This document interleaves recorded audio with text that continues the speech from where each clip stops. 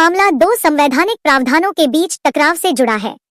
अनुसूचित जातियों के लिए आरक्षण यह सामाजिक न्याय सुनिश्चित करने के लिए संविधान द्वारा दिया गया अधिकार है।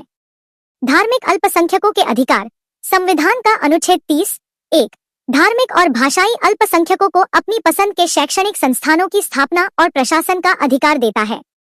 एक एनसीएससी की भूमिका और शक्ति।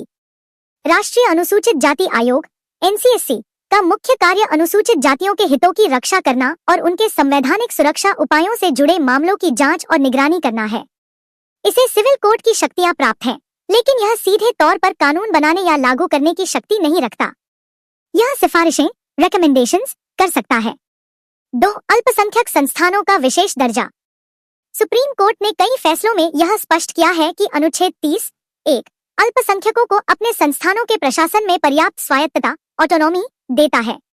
कोर्ट ने माना है कि अल्पसंख्यक संस्थानों को सरकारी हस्तक्षेप से मुक्ति मिलनी चाहिए ताकि वे अपना उद्देश्य पूरा कर सकें। सरकारी सहायता लेने वाले अल्पसंख्यक संस्थानों पर भी जरूरत से ज्यादा शर्तें अनरीजनेबल रिस्ट्रिक्शंस नहीं लगाई जा सकती। 3 आरक्षण पर स्थिति।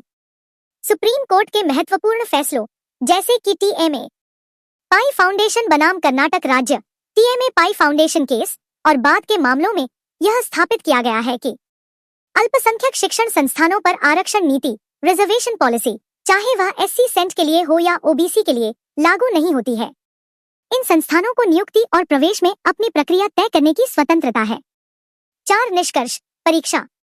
जवाब है नहीं। राष्ट्रीय अनुसूचित जाति आयोग एनसीएससी सीधे तौर पर धार्मिक अल्पसंख्यक संस्थानों में संवैधानिक आरक्षण को लागू नहीं करवा सकता।